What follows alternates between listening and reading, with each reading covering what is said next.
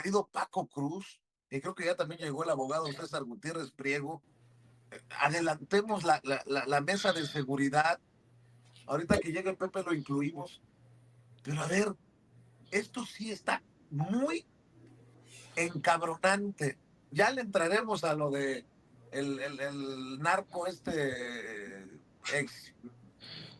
deportista olímpico canadiense y la controversia, incluso al tema del huachicoleo fiscal que también se abordó. Dime tú, Paco, ¿quién en su sano juicio va a defender estos privilegios? ¿Solamente un descarado o un pendejo? Y no creo en que haya muchos pendejos abajo. O sea, la gente no puede defender estas cosas. Conseguir especialista en reparación de electrodomésticos y electrónicos. Ya me imagino a una ministra o a la ministra Piña, la que era presidenta de la Suprema. Oye, fíjate que se me chingó la licuadora. Consígueme quién me. ¿Qué es esto, Paco? Te saludo nuevamente, saludo a César. Ya escucharé también la opinión de César. Si esto no le da la razón a López Obrador de que el Poder Judicial estaba podrido, entonces, ¿qué, mi querido Paco? A Vicente, otra vez buenos días. César, buenos días. A Pepe ya seguramente debe estar enlazándose. Mira, Vicente, es que no es que lo dijera López Obrador, es que todo mundo sabía que era una corte de privilegios. Cuando Ernesto Zedillo Ponce de León da un golpe de Estado, que eso es un golpe de Estado, en realidad lo que hizo ya ahí documentación, estudios. Yo recuerdo, por ejemplo, los estudios de Guillermo Ruiz Morales y Alberto Rocha Arrieta, que ya documentan que era un golpe de Estado. Cuando Ernesto Zedillo orquesta ese golpe para deponer a la vieja corte y crear una nueva corte, lo que la gente no ve es, por ejemplo, Zedillo contó con dos esquiroles que eran Mariano Osola Huitrón y Juana Díaz Romero. Y Zedillo les entrega, crea una corte dorada. Por algo se llamaba la corte dorada, ¿va? No es ahora, desde que yo era jovencito, era la corte, desde antes era la corte dorada. Tenían todos los privilegios. ¿Por qué crea? Y parte de esa base, ¿por qué reforma Ernesto Zedillo Ponce de León o da ese golpe de Estado para transformar supuestamente al Poder Judicial y en especial a la Suprema Corte? Por una sola razón. Tenía Ernesto Zedillo Ponce de León temor a una intentona golpista que validaría la Suprema Corte, intentona golpista que encabezaría Carlos Salinas de Gortari. Zedillo le tenía pánico al margen del narcotráfico y todos esos problemas. Hablemos de la Corte nada más. Zedillo le tenía pánico al presidente, al expresidente Carlos Salinas de Gortari. Así que crea una corte a la que le entrega prácticamente todo. Una corte dorada de tal forma que garantizara la obediencia ciega a Ernesto Zedillo Ponce de León. Con Mariano Azuela Huitrón y Juan Díaz Romero no tenía problemas, primero porque los compró como esquiroles, pero segundo porque ellos no habían sido nombrados por Miguel de la Madrid Hurtado, sino por no habían sido nombrados por Carlos Salinas de Gortari, sino por Miguel de la Madrid Hurtado. Así que cuando tú en esas condiciones creas una corte como la que teníamos, que llega hasta la presidencia de Norma Lucía Piña Hernández, pues tienes todo prácticamente. Tienes quien te vaya a arreglar tu jardín, tienes quien te compre los boletos de avión, no solo que lo hagan personales, no solo de trabajo, tienes quien te consiga citas en todos lados. Bueno, tenían, aquí lo dice, conseguir el servicio de gas para sus residencias particulares, y hablo residencias o mansiones. Tenían para conseguirle servicios a familiares u otras personas recomendadas. Era una corte de oro, eran privilegios que les había otorgado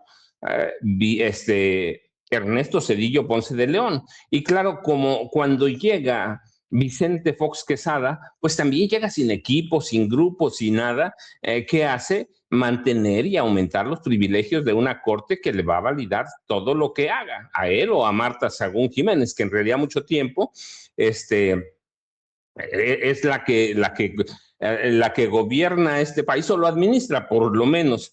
Así que tienes una corte que viene con privilegios y cuando llega Calderón, ¿qué hacen? Validan todo prácticamente. Sí, se hizo una corte en la que cada presidente, incluido Ernesto Zedillo y después hasta Enrique Peña Nieto, se hace una corte servida al poder y para servir al presidente de la República.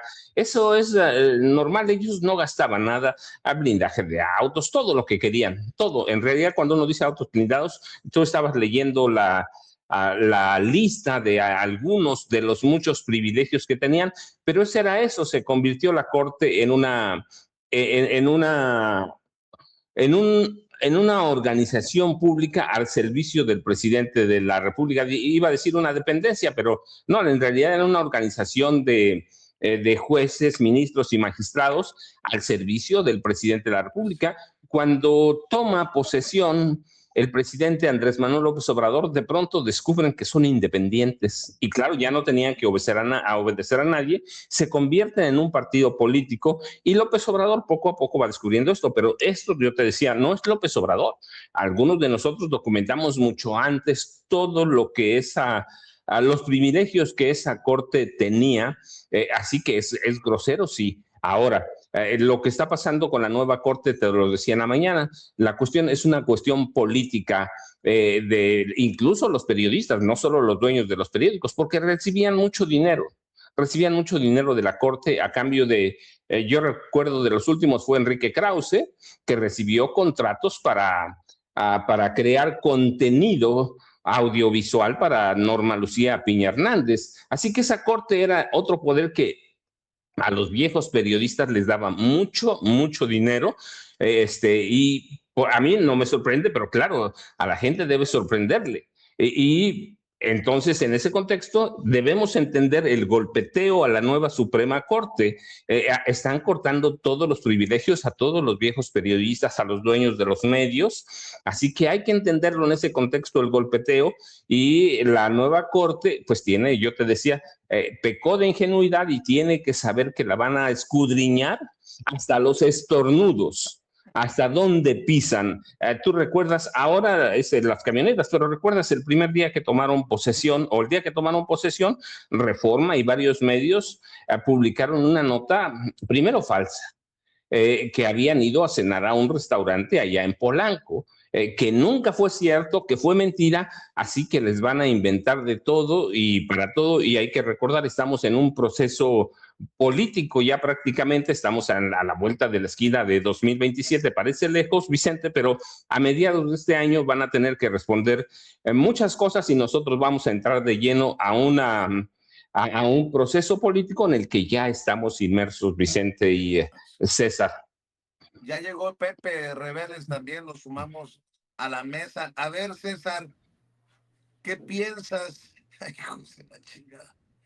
Traslado de familiares a consultas médicas, conseguir camas en hospital para atención de personas que se indiquen, traslado de vestuario incluye calzado para reparación, recuperación de claves y contraseñas en servicios electrónicos, contratación de servicios de televisión e internet en casa, compra de flores y coronas para fines funerarios, traslado vehicular para mantenimiento mecánico,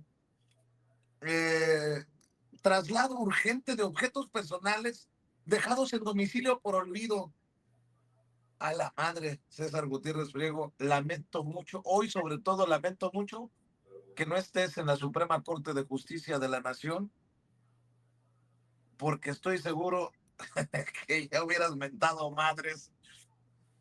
Ayer el ministro Chicharrón dijo, se llevaron obras de arte. Los que se fueron se llevaron obras de arte. Es una locura lo que hoy acaba de decirnos la presidenta, que confirma lo que nos viene diciendo por años el presidente López Obrador, César. Fíjate, incluso llegaba al grado, Vicente, antes que nada, buenos días, Paco, Pepe.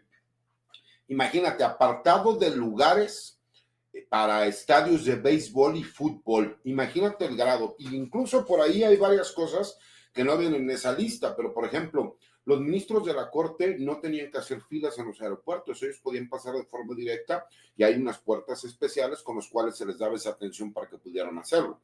Pero a lo mejor por eso no llegamos, mi querido Vicente, porque yo en mi caso si hubiera presentado las denuncias ante la Fiscalía General de la República para todo aquel que haya cometido un delito o haya cometido un robo en contra de la nación, pues terminar en la cárcel, ¿no?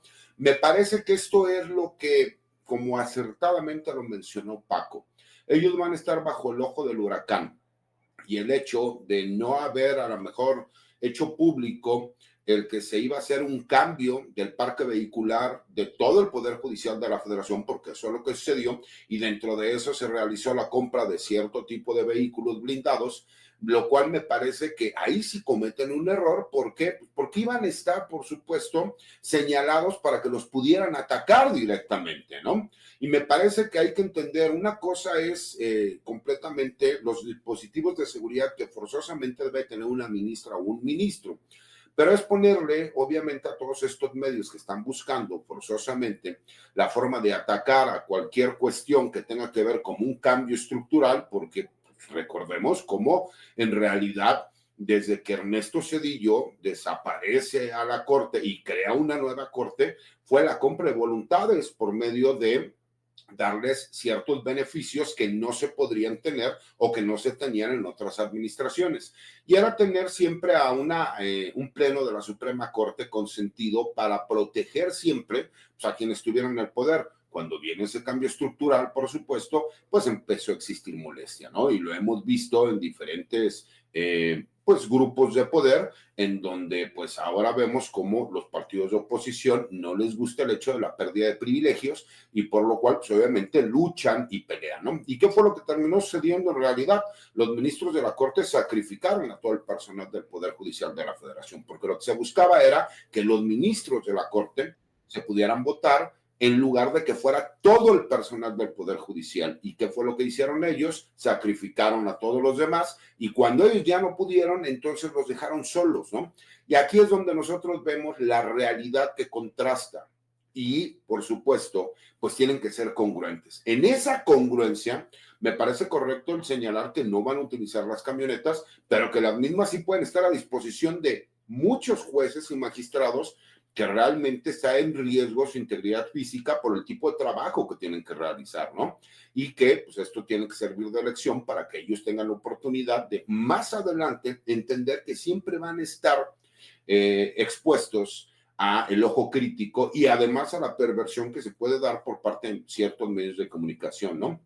Entonces, me parece que esa es la moraleja que tienen que quedar y que me parece que tienen que seguir con el trabajo que han estado realizando todos los días para poder seguir sacando las resoluciones que traían un rezago impresionante durante tantos años en nuestro país. Eso me parece que ahí es donde tiene que venir el punto de comparación, ¿no? Y eso sí me parece que si nosotros hacemos un comparativo de las críticas que han estado realizando con los excesivos gastos y beneficios que se tenían en las administraciones anteriores, pues se darían cuenta que incluso son miles de millones de pesos de diferencia, pero eso no importa, porque antes, por supuesto, pues parte de ese dinero se terminaba repartiendo entre diferentes medios de comunicación y periodistas, por los cuales pues no podía existir ni siquiera a forma de indicio una crítica a lo que era la Suprema Corte de Justicia de la Nación.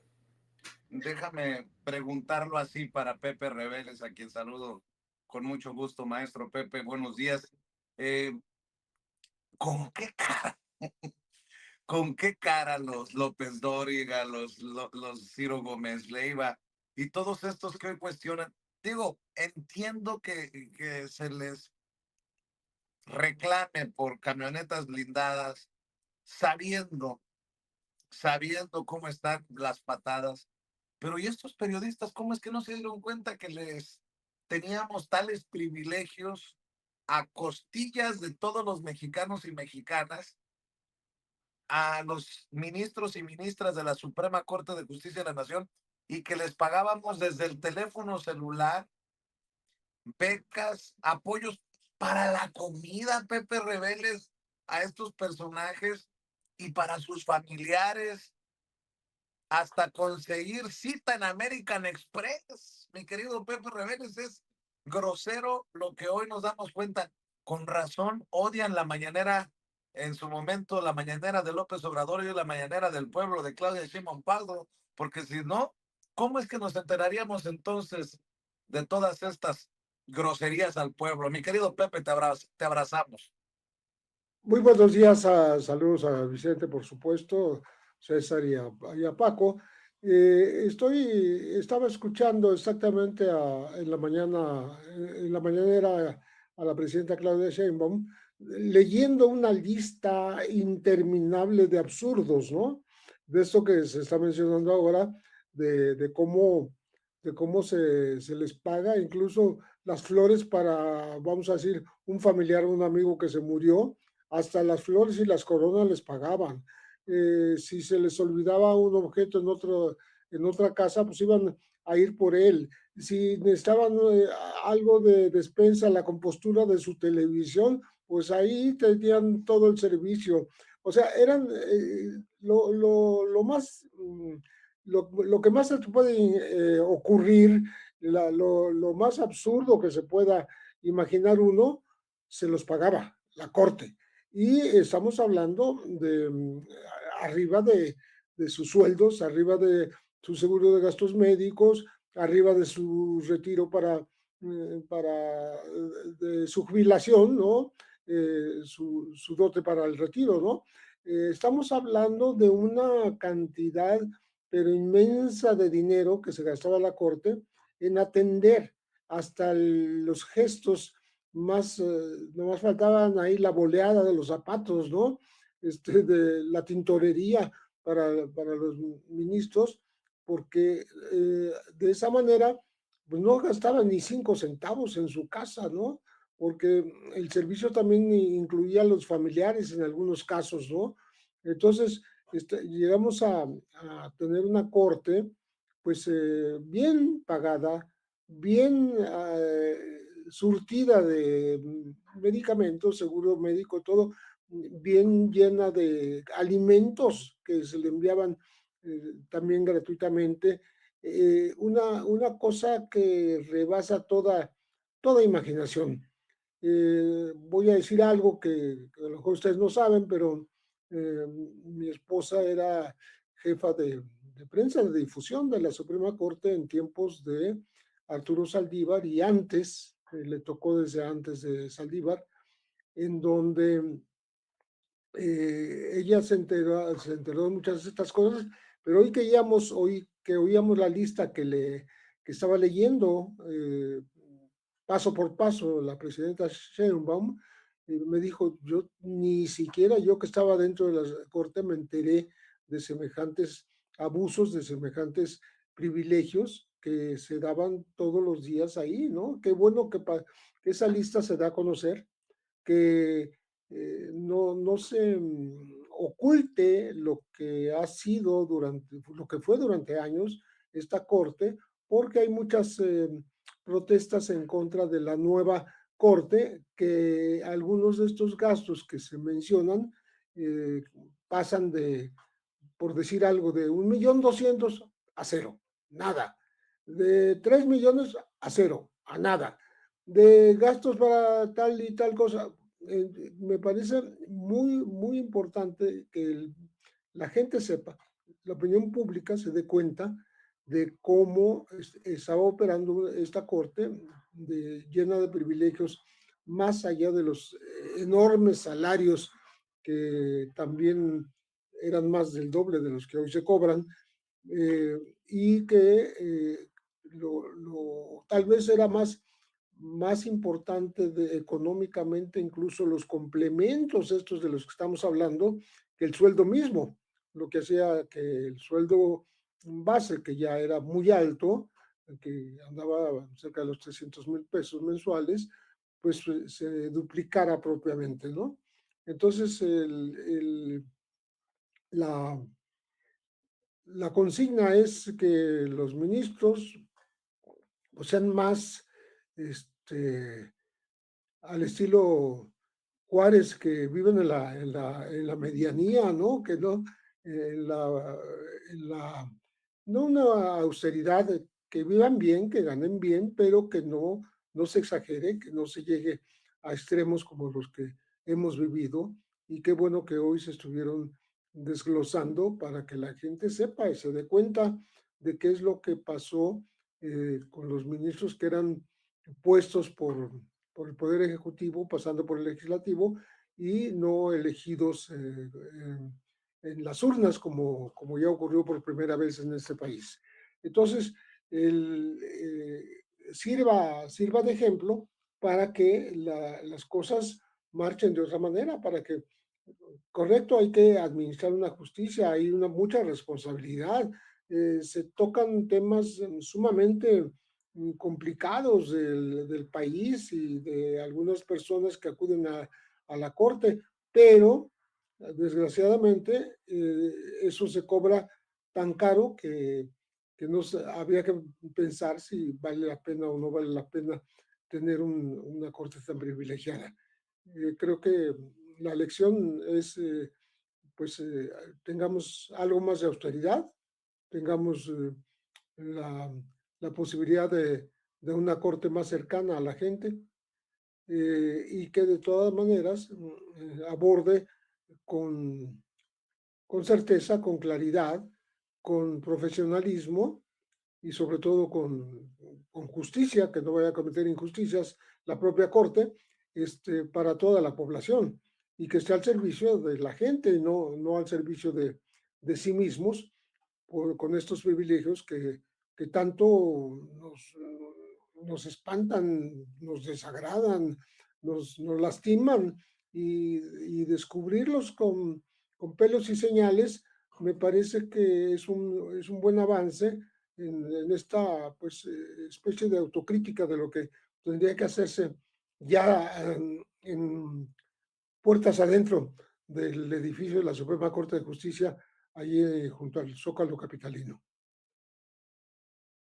Así es, Paco. Oye, Pepe, oye, Paco, fíjate que hay una duda que me deja la conferencia matutina porque pues existe este planteamiento de los corresponsales de quién tiene la razón, ¿no?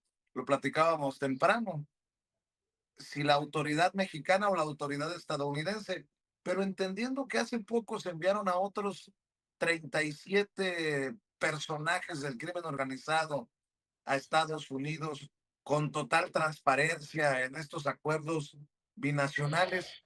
¿Por qué se mete en camisa de 11 varas entonces el director del FBI, Kash Patel, incluso yendo en contrasentido de lo que dice la presidenta, informó la propia embajada de Estados Unidos en México de que fue una entrega voluntaria la de este personaje de apellido Waring, este ex atleta olímpico canadiense señalado como el presunto Chapo canadiense. O sea, si ya ha habido cooperación, si ya precisamente tenemos pues esta coordinación, ¿por qué violentarlo con este personaje? La propia embajada de Estados Unidos, a cargo de Rob Johnson, dijo que se trataba de una entrega, ahí está el comunicado, una entrega voluntaria. ¿Qué explicación le encuentras? ¿Cómo ves la situación que dice la presidenta? No va a llevarla, y qué bueno, a una confrontación con la autoridad estadounidense de si fue entrega o si fue arresto operativo. A ver, Vicente, acabamos de ver en los últimos 10 días 2 ejecuciones en Minneapolis, 2 ejecuciones abiertas, flagrantes, sangre fría, y a pesar de esas 2, de que lo vimos todos, de que hay evidencia muy sólida, la Casa Blanca salió a mentir, y abiertamente. Salió a mentir, excepto en un momento en que el jefe de la patrulla fronteriza, Gregory Bovino, dijo, si alguien se atreve a llamarnos policías de la Gestapo o se atreve a hablar de secuestros, va a pagar las consecuencias. Pues lo dijo en una conferencia de prensa. Bueno, si mintieron, si la Casa Blanca miente en 2 ejecuciones que todo el mundo ha visto, ¿por qué no va a mentir en el caso de Ryan Wedding? Lo que está haciendo el jefe del FBI es mentir abiertamente por cuestiones políticas allá en Washington. Así que si han mentido abiertamente en cualquier tema, Venezuela, México, asesinatos en Estados Unidos, ejecuciones a mansalva en Estados Unidos, ¿por qué no van a mentir sobre algo que pasó en México?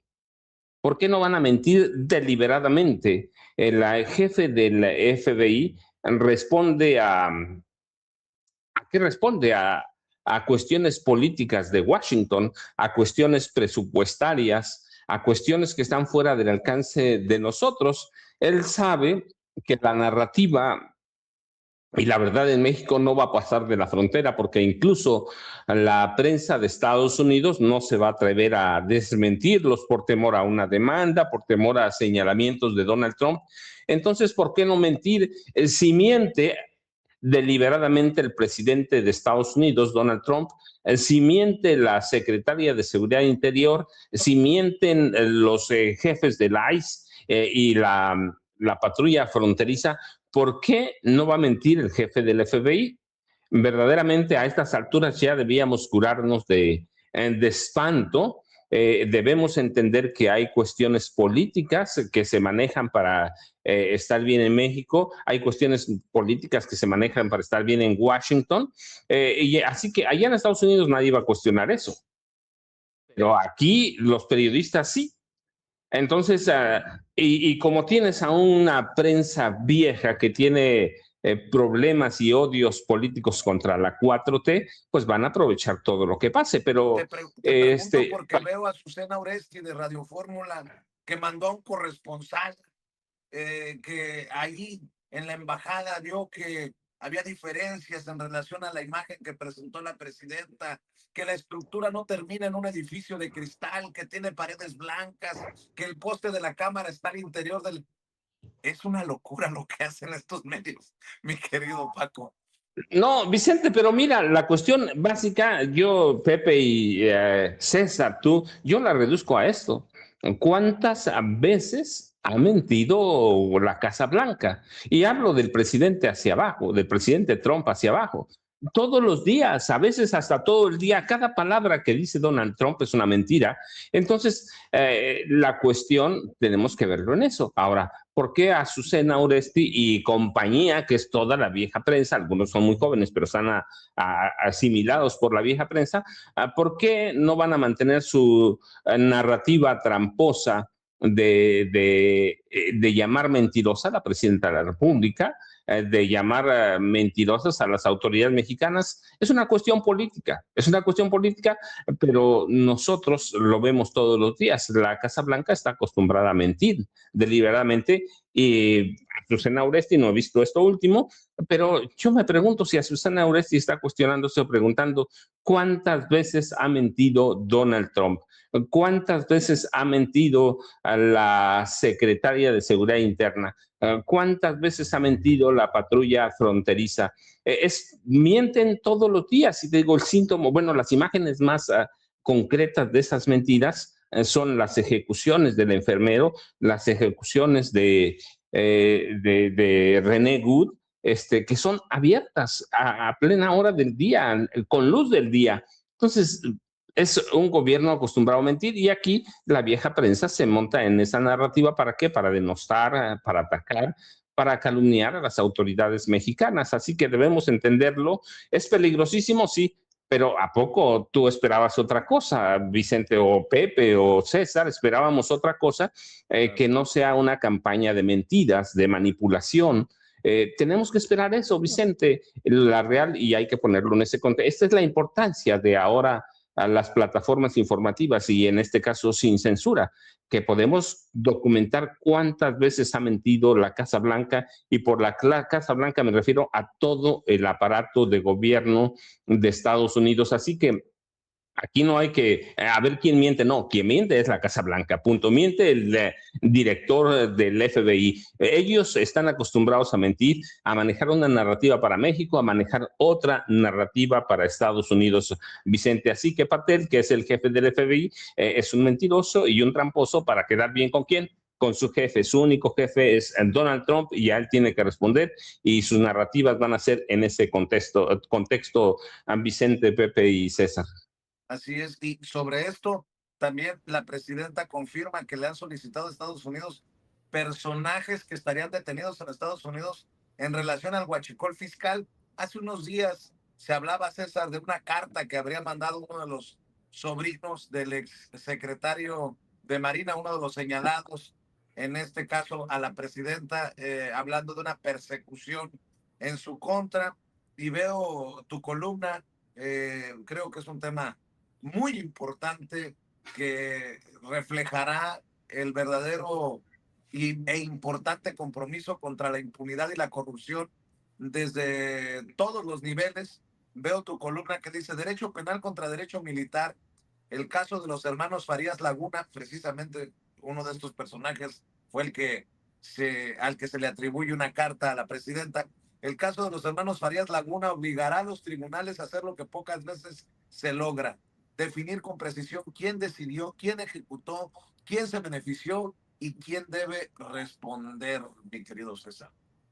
Sí, Vicente, fíjate, para mí en lo personal, por supuesto, es muy interesante el tema y a mí me hubiera encantado, a lo mejor en esta época, con ya un proceso penal adversarial, tener la posibilidad de llevar a cabo una defensa, tanto en el ámbito penal federal como en el fuero militar. ¿Y por qué lo digo así?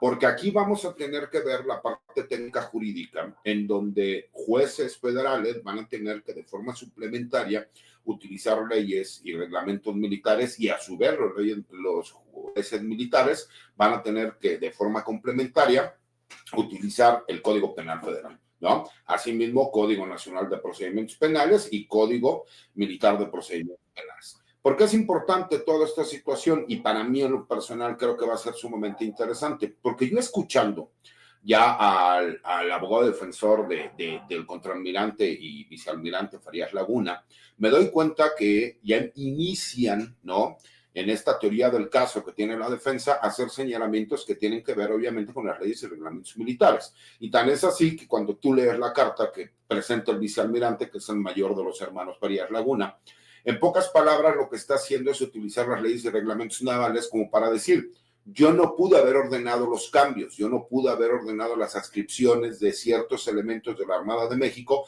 para que además terminaran en ciertos lugares de las aduanas, ahí ya atribuyéndole a la Secretaría de Hacienda por medio de la Dirección General de Aduanas el hecho de que los cambios se hayan podido llevar.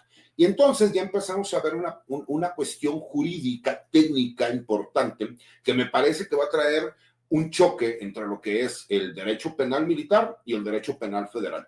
Para mí, en lo personal, como abogado, se me hace sumamente interesante. Creo que va a ser importante cómo se van a delimitar, porque desde la teoría del caso, ya de los hermanos Farías Laguna, lo que ellos tratan de hacer es desviar la atención al decir que es imposible que ellos hayan podido crear todo este financiamiento y estructura criminal para poder ir y realizar estas actividades de huachicoleo fiscal, obviamente en contra del fisco mexicano, cuando la estructura militar no les permite a ellos poder realizar ese tipo de cambios y estructuras. Y me parece también que lo que están haciendo es tratar de hacer un chantaje al exsecretario de Marina, al almirante Rafael Ojeda, y a su vez tratar de involucrar hasta al expresidente de México como comandante supremo de las Fuerzas Armadas. Eso es lo que yo veo desde un punto de vista jurídico. Por supuesto, mi opinión de los hermanos Farías Laguna es que ellos por supuesto, traicionaron los ideales de la Armada de México, pero pues tenemos que respetar la presunción de inocencia, aunque yo no esté de acuerdo y me parezca que sean muy claras las evidencias. Pero esa es la parte jurídica importante.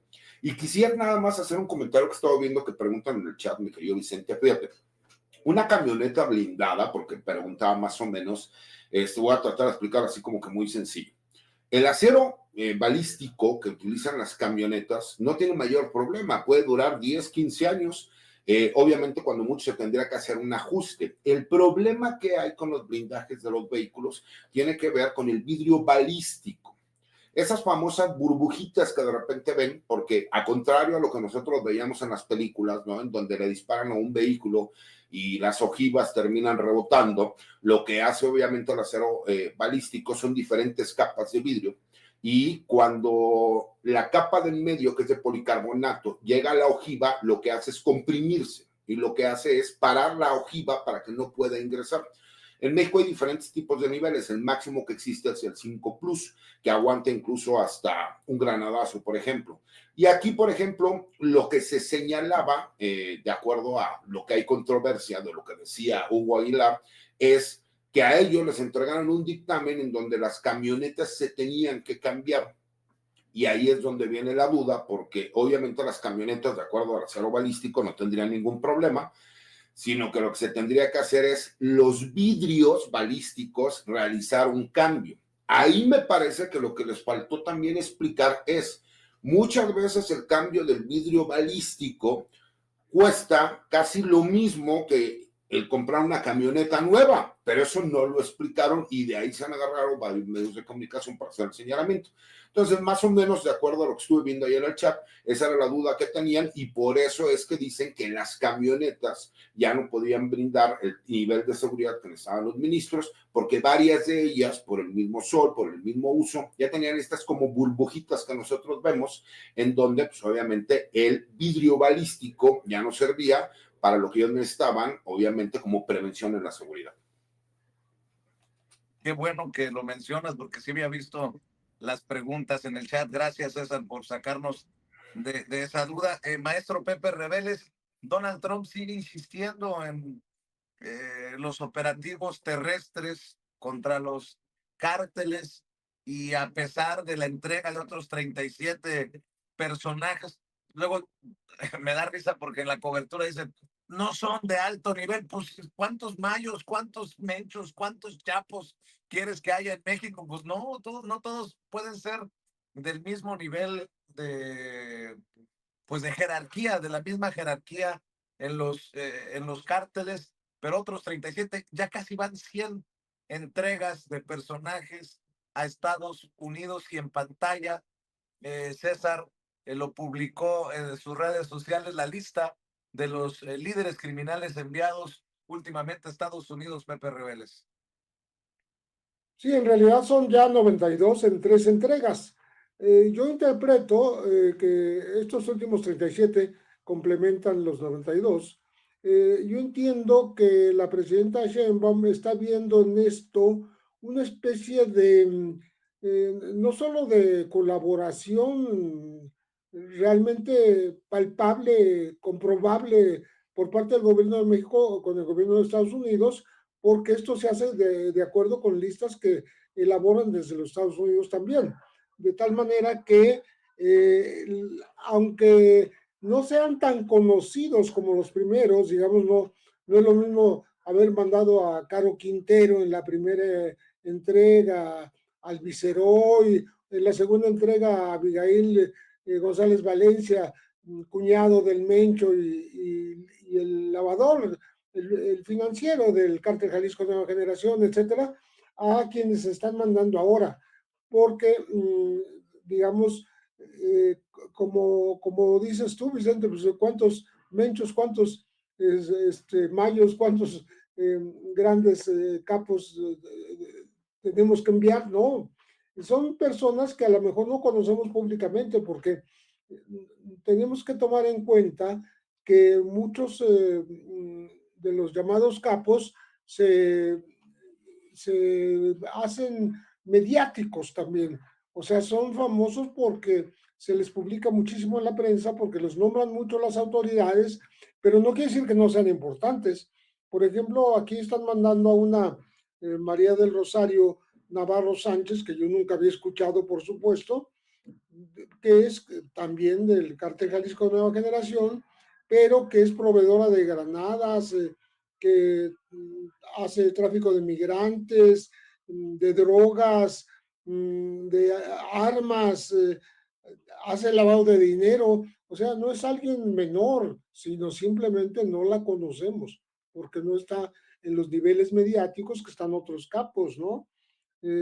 Ahí, de los que fueron enviados, está Eduardo Rigoberto Velasco y Eleomar Sergio Torres, que son lavadores de dinero importantes. O sea, pocas veces se agarra lavadores de dinero, pocas veces, y México los tenía ya en la cárcel, porque lo que le hace falta seguir a las autoridades de, no solo de México, de Estados Unidos, de cualquier país, es lo que hace falta es darle seguimiento a las ganancias.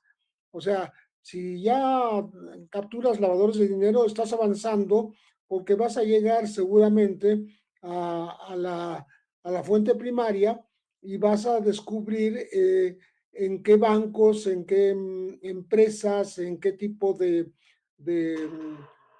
hoteles, en qué tipo de industrias hay ese lavado de dinero y que son ganancias del narcotráfico. Entonces, pues creo que es muy importante tener lavadores. Está un Heriberto Hernández Rodríguez, que es del cártel del Noroeste. Bueno, a él le atribuyen muchísimos asesinatos. Quiere decir que es un tipo bastante, pues violento, ¿no? Porque tiene muchos asesinatos, no dicen cuántos, pero al mismo tiempo es una persona que participa en el tráfico de cocaína, de metanfetaminas, ¿no? Está alguien de Tijuana, que bueno, ya no es del cártel de los Arellano, estamos hablando de Juan Carlos Alfaro Reyes, Alfonso Reyes, perdón, Juan Carlos Alfonso Reyes, que curiosamente está en un cártel que se llama La Oficina, sucesor de los Arellano Félix, y que trafica desde Tijuana fentanilo y metanfetaminas hacia Estados Unidos y dentro del país también.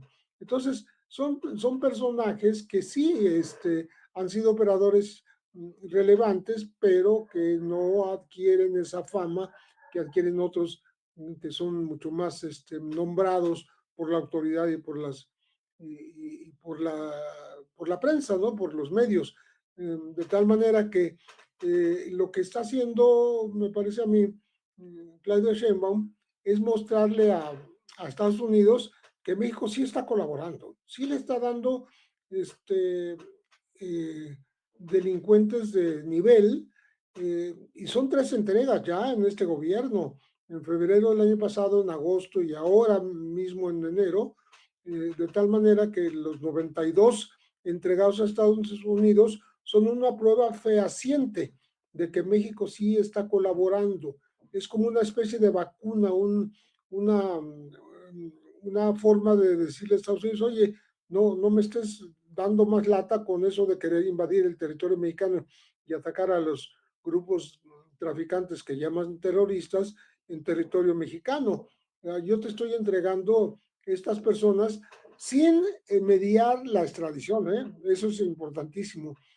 Ya como que la extradición quedó a un lado, inservible, porque se están haciendo entregas simplemente de país a país, sin pasar por un método de extradición, cosa que están alegando los enviados. Justamente los de los 92 ya hay abogados que empezaron la defensa y cuyo primer argumento es ese, que se violó la ley de extradición, porque no pasaron por ahí, pero se fueron directamente. Es una entrega de país a país que no pasa por un tratado de extradición que existe entre México y Estados Unidos, pero que no se está usando. Entonces, creo que es una manera bien comprobable de ver cómo el gobierno de México sí está, digamos, haciendo una cooperación, una colaboración con el gobierno de Estados Unidos, de tal manera que juntos están juzgando a estas personas. ¿Por qué nos deshacemos de capos y semicapos y lugartenientes, etcétera, lavadores de dinero, pues porque tal vez sean un peligro en las cárceles en el sentido de que, primero, desde ahí siguen operando. Segundo, porque pues son, digamos, los jefes de la extorsión desde las cárceles, y también porque en su momento ellos, digamos que fueron, digamos, objeto de petición con extradición, pero otros no.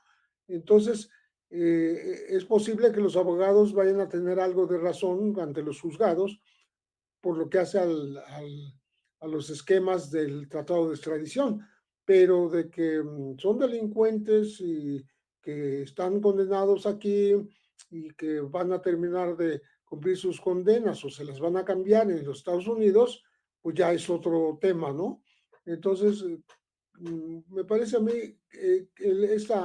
esta vacuna contra el, la, las aspiraciones de Trump de querer invadir a territorio mexicano, pues ahí se frenan un poco con esta colaboración, con esta, pues, esta parte, digamos, generosa de México de entregar a estos individuos que, por otro lado, pues no tiene para qué tenerlos aquí presurizando las cárceles, porque son individuos peligrosos y de los cuales se está deshaciendo México. Algunos podrían criticar ese hecho de por qué México no es capaz de juzgarlos, ¿no? Si es capaz, simplemente está dándole, digamos, satisfacción a peticiones de Estados Unidos que saben quiénes son estas personas y por eso las piden. No son al azar, no dice, mándame 37 a ver de dónde lo sacas, no, le están mandando listas específicas porque son los que ellos captan como los traficantes, los lavadores, los introductores de fentanilo, de metanfetaminas, de cocaína a los Estados Unidos. Así es. Si me permiten proponer una ronda final, tal vez breve, porque sé que tienen muchos compromisos. Querido Paco, perdóname por regresar al tema de la Suprema Corte, pero hasta risa da, tristemente, ¿no? Azucena Oresti, exclusiva. Ningún dictamen técnico serio recomendaría la compra de camionetas blindadas para entrar a lugares rurales. Tuvimos acceso a uno de los 11 avalúos de las camionetas que usaban los antiguos ministros de la Suprema Corte de Justicia de la Nación y que después pasaron a los nuevos integrantes, quienes optaron por adquirir vehículos de lujo. Yo creo que andaban en centritas blindados los anteriores ministros y ministras. Luego, Gabriela Warkentin en W Radio, ahí donde tiene su programa también, Loret. Cuando la retórica de la austeridad no cuadra con los hechos, la flotilla de camionetas de lujo de la Suprema tenía placas de Morelos para no pagar la tenencia, la manera en cómo reaccionan los ministros en lugar de reconocer el error y corregir. ¿Se acuerdan que dije que todos estos cayeron como momias con los privilegios de la pasada Suprema Corte en el Poder Judicial podrido? Bueno, pues cubrieron con todo las marchas para defender al Poder Judicial. Y ahí les va, la cereza del pastel, Paquito. Margarita Zavala. ¿Y por qué el Poder Ejecutivo sale a la defensa de la Corte? ¿No puede salir el propio presidente de la Suprema a defenderse? ¿A cambio de qué es la defensa constante del Ejecutivo al Poder Judicial? Y retuitea Felipe Calderón. Estos son unos sinvergüenzas cínicos, mi querido Paco. Perdóname que regrese ese tema, pero creo que va a ser el tema del día y si no es que de la semana. Vicente, Pepe, César, pues mira, para que Margarita Zavala, Felipe Calderón, yo diría el burro hablando de orejas. Dos de los personajes más corruptos de este país, uno de ellos un delincuente, Felipe Calderón Hinojosa, cabecilla de un cártel del crimen o de una organización del crimen organizado, un cártel que instaló en Los Pinos. Imagínate, un hombre que orquestó una nada, un golpe contra la Corte para proteger a toda la familia de Margarita Zavala en el tema de la guardería ABC. Imagínate, pero yo te decía, este es un tema que va a tener que aguantar la Corte, va a tener que lidiar con él, porque van a tener, imagínate, para que tengas el ojo de Margarita Zavala Gómez del Campo, pero todo se liga, Vicente, el envío de criminales de alto nivel a Estados Unidos con ya se ha explicado en otras ocasiones. El gabinete de seguridad, que es el que hay que decirlo, envía criminales a Estados Unidos tomando como base el artículo 5 de la Ley de Seguridad Nacional, que ya se explicó, que no aprobó, y eso hay que recalcarlo, que no aprobó el presidente Andrés Manuel López Obrador.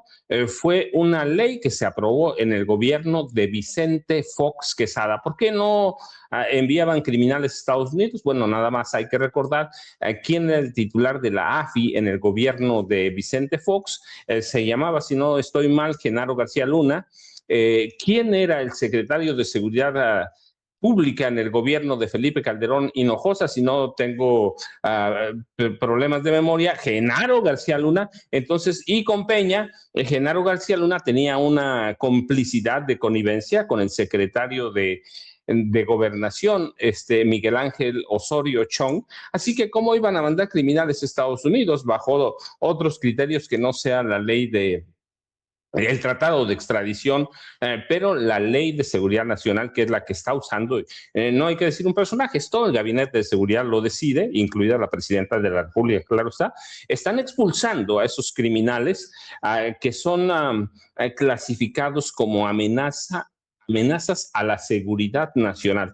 Es legal, es válido, seguramente van a tener ahí una buena encerrona, diría César, jurídica, pero es válida. La Ley de Seguridad Nacional se aprobó en el gobierno de Vicente Fox, así que van a patalear, es el derecho de pataleo, pero son cuestiones políticas también, Vicente. Y mira, nada más para rematar, en su primer gobierno, para que le demos, para redondear lo que estaba diciendo, en su primer gobierno, el Washington Post, ¿sí?, le contabilizó a Donald Trump 25,000 mentiras, 25,000 mentiras, y a partir del segundo gobierno de Donald Trump, que empezó hace poco más de un año, el 20 de enero de 2025, podemos contar igual las mentiras. Podemos decir, por ejemplo, CNN ha hecho notas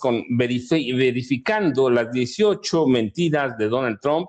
Otros periódicos, por ejemplo, las 25 mentiras de Donald Trump, ya en su segundo gobierno, todas las mentiras del presidente Donald Trump. Así que tenemos un presidente mentiroso, y por lo tanto de ahí para abajo todo es mentiroso, Vicente. Y yo, ya sabes, @Paco Cruz Jiménez en X, antes Twitter, Francisco Cruz Jiménez en Facebook.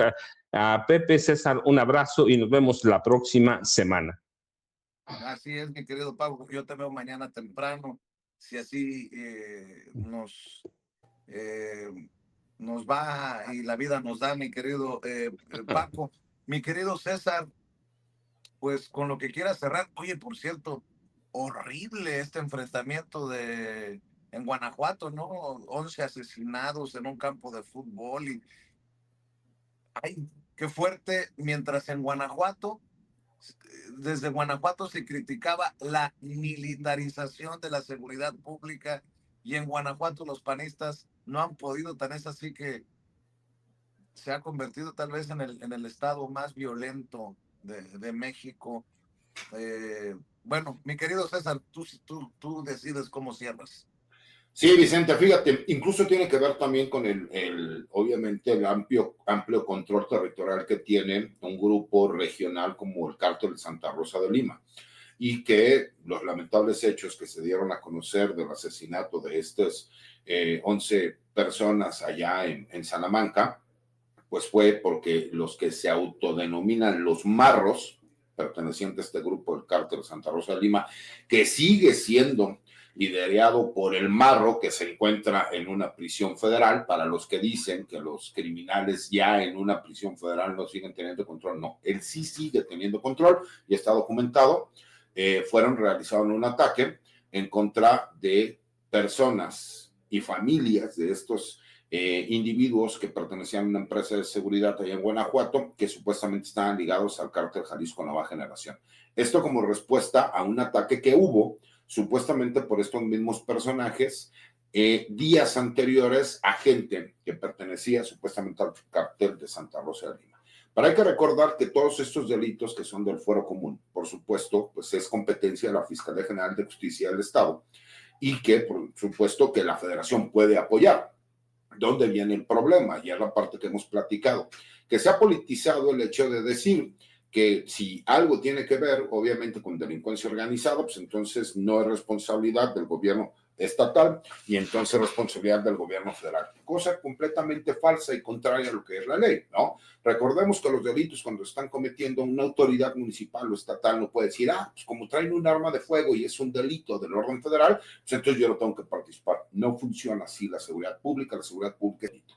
Posteriormente, obviamente, el Ministerio Público, la autoridad judicial son quienes determinan si es del fuero común o del fuero federal. Pero es un grave problema que nosotros vimos y que tiene que ver que desde hace años, incluso en el estado de Guanajuato, decían que ellos no necesitaban a la Guardia Nacional. ¿Por qué? Porque lo que hicieron fue proteger a grupos criminales al interior del estado, que son los que terminaron teniendo control territorial y que al día de hoy siguen disputándose todas estas zonas y territorios con un cártel con presencia a nivel nacional como el cártel Jalisco Nueva Generación. Y Vicente, agradecer como siempre el espacio, el poder estar aquí contigo, con Paco, con Pepe, que para mí siempre es un placer. Saludos a todas las personas que nos ven y nos escuchan. Los invito a que lean mi columna en La Silla Rota.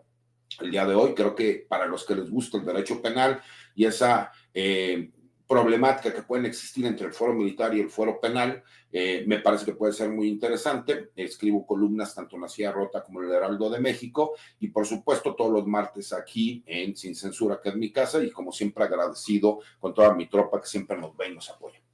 Claro que sí, muchas gracias, César. Maestro Pepe Reveles, vamos a cerrar con su opinión. Por cierto, estoy viendo algo que parecería una amenaza de una republicana a la presidenta Claudia Sheinbaum Pardo.